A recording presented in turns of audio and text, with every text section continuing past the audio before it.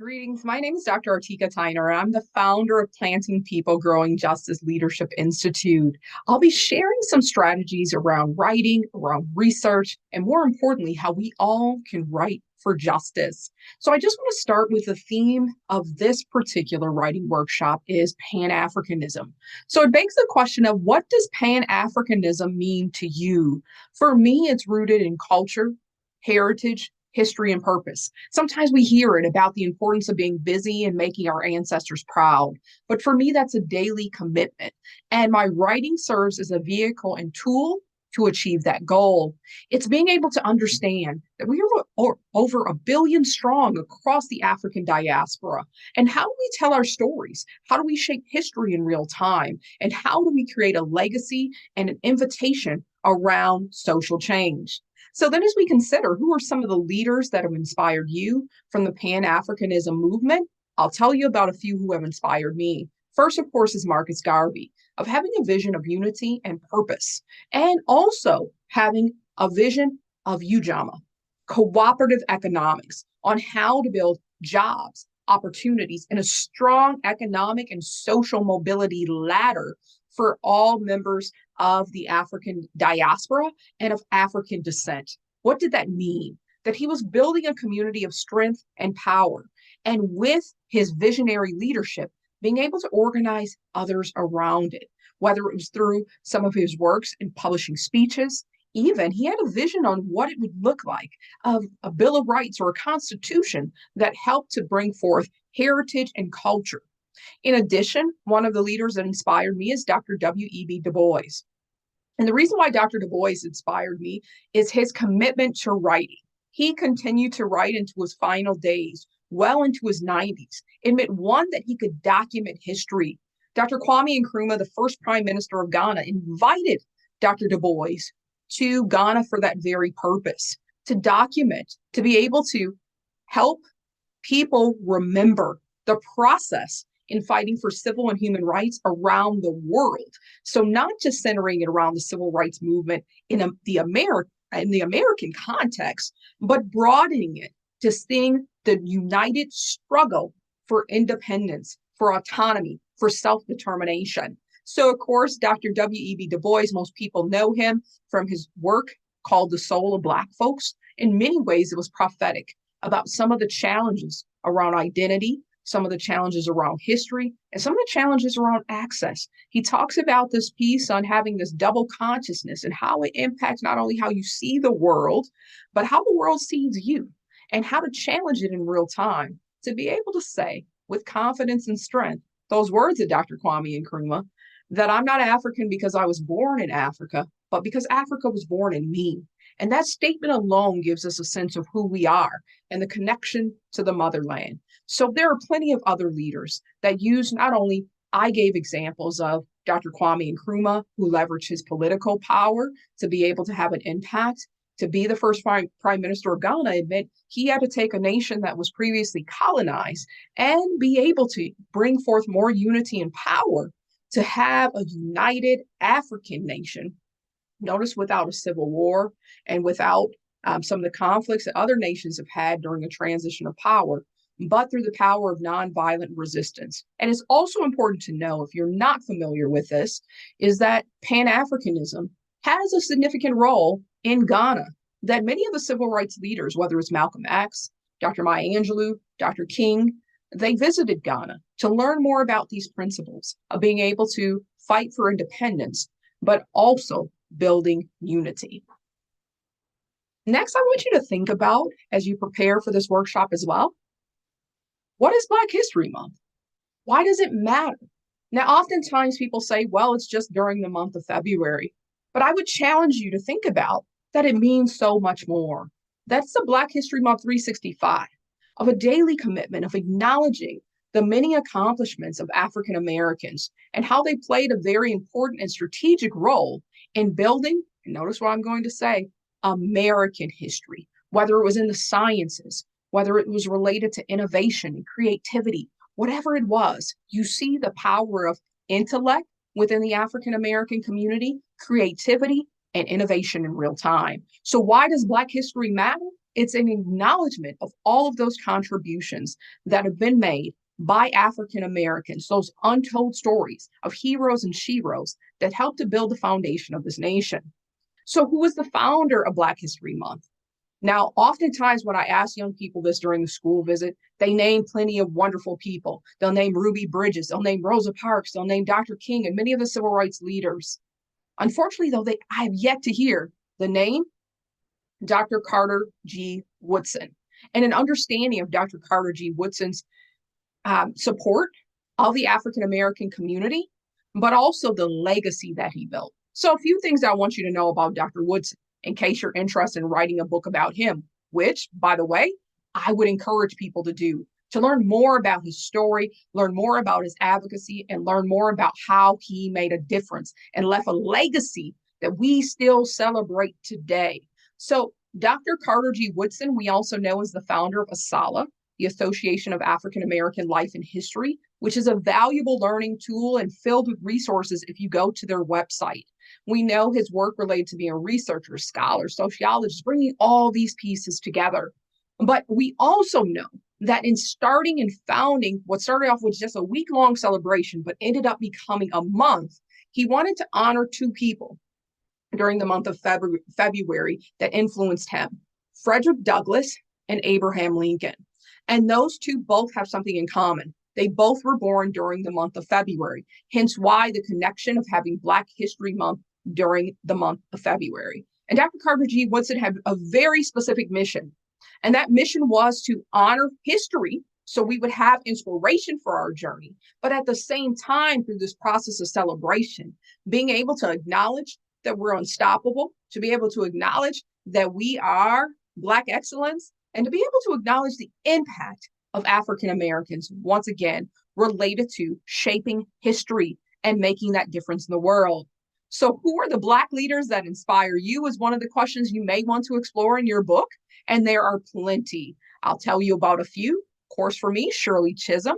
Shirley Chisholm dared in 1972 to say she was unbought and unbossed in running for the nation's highest office and being one of the first African Americans to do that in a major party ticket. What did that mean? She already broke barriers as being one of the first Black female congresswomen. That already was a barrier that she had broken. But she realized Black excellence knows that the sky is the limit. And by bringing many issues that were impacting poor communities, disenfranchised communities to the forefront of a national agenda, her 1972 campaign helped to shed light on the importance of addressing poverty and racism and disenfranchisement. So Shirley Chisholm, if you do not know about Shirley Chisholm, created a pathway for women in key leadership roles in government, and that pathway for women to dare to say that their role is to become president and be in the White House. Who are some of those other Black leaders that inspired you, have inspired you to have the courage, the determination, the fierce tenacity to create change? I want you to think about them. And if you need additional support related to the research to learn more about their history, you always can look at resources like the Kids Encyclopedia Britannica. National Geographic also has a children's edition that can provide you with additional resources. And always, you can go to your local library to pick up additional resources as well. So here's a few more folks that inspired me. Of course, Ida B. Wells. We know Ida B. Wells is a great writer and a journalist. Her book, The Red Record, that she published, helped to ensure that we documented history. Remember, I talked about history matters? It's that African proverb that warns us until the lion tells their story, the story will always glorify the hunter. Ida B. Wells would not allow that. Her book, The Red Record, helped to document the racial terrorism suffered by African Americans. So she documented the history of lynching, and she helped to dispel the myths that lynching didn't simply occur because it was a way to have vigilante justice, that it was a way to bring justice out in the streets. That's what I mean when I say vigilante justice, but it was much bigger. It was about people being lynched for daring to do things like what her friends decided to do before they were lynched, to own the economy in their own community.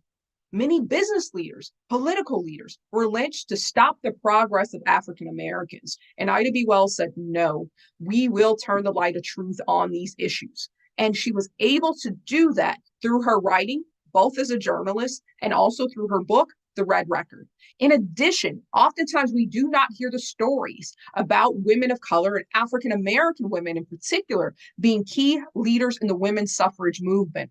Ida B. Wells was one of those leaders, fighting for the right and access to the ballot box. So those are just two, but there are plenty more who can inspire you. So let's learn their stories. Let's also tell their stories to help inspire others. So here's the moment you've been waiting for. You're giving me all these ideas, Dr. Tyner, is what you may be thinking. You're covering a lot of ground, giving these mini history lessons. Now, here's the opportunity to think about what you'd like to write about on this topic of Pan-Africanism, of Black history, and how to tell those stories. So potentially you may want to write a biography about a leader that inspires you. Maybe you're ready to write something a little more poetic, a fictional piece that focuses on words that inspire you, that help to emulate the feelings that I'm talking about. So for instance, maybe you do a piece on Afrofuturism, where it gives that sense of, I was looking at our history and from whence we come, and then looking at the present, I am. What are some of the accomplishments? What are some of the strides that we made in present day time? And then looking ahead to the future, hence the futurism piece of the identity of Afrofuturism. I will be. To be able to imagine without any restraints, without any limitations, roadblocks, impasses, to see the possibilities of what it would look like in a world where we honor human dignity, in a world where we can imagine addressing social ills like homelessness or lack of access to healthcare or quality education, imagining all the possibilities. That's the future of what Afrofuturism can do for us. So let's go through a writing prompt that can help lead us through this writing exercise. So I'm going to open up with this prompt as stated, which is my Black is. My Black is. What an invitation. And I actually just purchased this book, Black Is, by Turner Brown Jr., and illustrations by Ann Wiseman. I purchased this at Four Keeps Bookstore in Atlanta, Georgia, in the heart of the district where Dr. King was born and raised, in the sweet Auburn community. And what I love about this book is that it combines all five senses. It gives you a sense of what we see, what we hear, what we experience through touch. It's bringing all of these pieces together and asking that question of, what does your Blackness mean for you? And so I'm going to just go through a couple of the prompts and lead up throughout the book to give you a sense of how you could potentially do something similar. And asking the question, for instance, what is Black excellence? So Black excellence is. What is Black History Month? Meaning, what does it mean to you? So you could do a prompt related to Black History Month or even related to Pan-Africanism. Pan-Africanism is. So here it is. I'm just going to take a couple stanzas from this piece. And the first one that I have is, Black is when folks say you got to earn the rights the Constitution guaranteed you already had. So this is going into Black is related to justice. So I want you to think about, when you think about what Black is, so this is hopefully an opportunity to get you started writing, because part of being a writer is that I'm constantly pondering, writing, and reflecting on the experiences that I see, while also looking to the past for guidance and looking ahead to help shape the future. So this is the first piece. So that's a reflection on what is justice.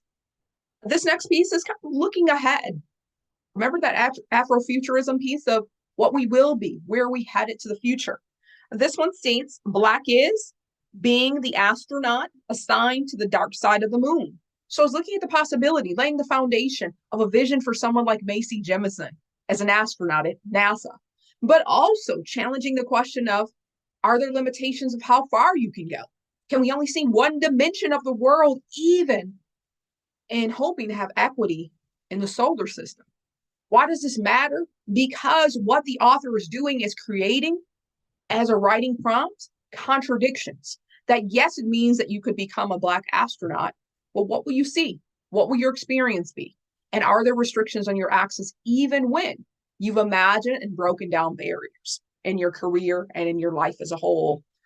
The next one that I have is Black is when half of your neighborhood is burned out and property values don't bother to go down. This goes to a very specific issue. African Americans are roughly about 13% of the population in the United States, yet almost double the representation of those living in poverty and almost triple. Actually, it is triple if we just, yeah, triple the number of people who are living in homelessness. So double our representation of people living in poverty and triple the number of people living in homelessness. So this just gives us an invitation. Once again, we have Mr. Turner Brown reflecting on a contemporary issue, identifying what it is, whether it's related to displacement, because he's talking about the high cost of rent and living. And at the same time, he's begging a question of the future. What will be the future of our neighborhoods? The next prompt, Black is learning at an early age that equality is only skin deep. So in this stanza, he is reflecting on what exactly is race. And I think that's an important question because we know race is a social construct, that race has no scientific backing or foundation to be able to substantiate it. So when we're asking this question, what is Black? What is my Black excellence? It's noted here that it's being at an early age, and we know the data then, as early as 6 months old, young people start to experience and understand racial bias. So what is the author doing here? You're noticing that the author is presenting information, whether it's data-based or scientific, and challenging it in a way that's accessible that people can understand. The next one that I have, this is a quote actually from Dr. King, this piece that is an affirmation in the book, that my Black is what? Black is beautiful. So the author then lists Reverend Martin Luther King Jr. So as well as you're doing your research, maybe there's a quote that inspires, you can include that in your book as well. And here's the last piece that I'll talk about, because remember I said there was something unique about this book, bringing in all the senses, bringing in the power of imagination and innovation. And one of the quotes that I have here is, Black is not having to get in the mood to sing the blues. Black is not having to get in the mood to sing the blues. So by using that metaphor of music, the message is very clear that this experience of Blackness is not just about always singing the blues, meaning the experience of the blues, the experience of pain, suffering, despondency, but moving a bit closer, that we don't have to get in the mood to sing the blues because maybe we change the tempo, maybe we change the beat, and we get a more jubilant sound. Whatever it may be, notice that the author is challenging us to deal with the contradictions of race, access to justice, and equity in real time. So I hope that you found this writing prompt to be helpful. I would encourage you at this point to be able to take some time, and here's the book that I was referring to. Once again, this is Black Is by Turner Brown Jr. I want you to take some time now to go through 5 statements of my Black is and give some definition to it. So for instance, if you say my Black is courage, the courage of the Akwamus, for instance, who dare to stand up and resist slavery. Their story, of course, is overtaking one of the slave castles from the Danes, but also a triumph in resistance wherever the Akwamus were taken in this process of the transatlantic slave trade to stand up for freedom and justice. Maybe you say, my Black is beautiful. No matter my skin tone, no matter where I come from, that my Black is beautiful. What does that mean? Maybe that challenges some of the stereotypes around facial features, around skin tone color, whatever it may be. What does this mean for you on the definition of beauty? And of course, I've already mentioned it several times, so I'd be remiss not to say it again. My Black is excellent. And why do I say that?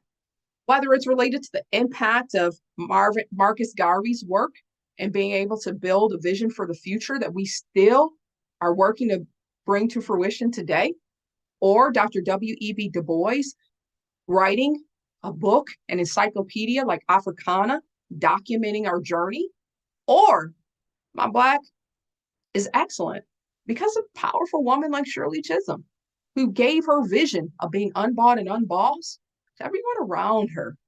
The saying then that no matter what challenge you try to give me or what roadblock you set in my way, I am going to help to build a more just and inclusive society, brick by brick, step by step. So I hope that this is an invitation for you to get ready to write, to share your story about Pan Africanism, to write to share your story about Black history, and to write to share your story about Black excellence. So I leave you with an invitation to join me in writing for justice, that your story matters, that your story can help to shape history, and your story can help document the power of our people in transforming the world. So thank you. And I end with happy writing.